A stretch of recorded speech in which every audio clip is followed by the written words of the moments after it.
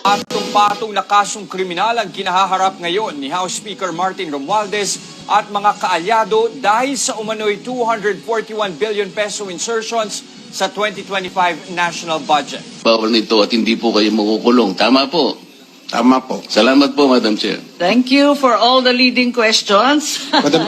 Maraming salamat sa ating kongresista. Napakagaling na abogado para kay Mr. Oñate. Madam Opo. Chair. Gusto ko lang balikan yung ating retrato na nandito sa harap natin. Galing po ito sa cellphone ninyo, January 8. Tama po ba, Mr. Oñate? Oo. Tama. And that's in fact you in the picture, that's correct? You confirm that it's you? You confirm that this is you in the picture? Yes. And you also confirm that it's Speaker Romualdez in the picture? Yes. And it is Congressman Saldico in the picture? Yes, yeah. Can you read the caption, please? Yung caption sa ilalim po. May nakasulat, Yes, diba? that's true. That's correct. Initiative. Tama po ba? Tama po.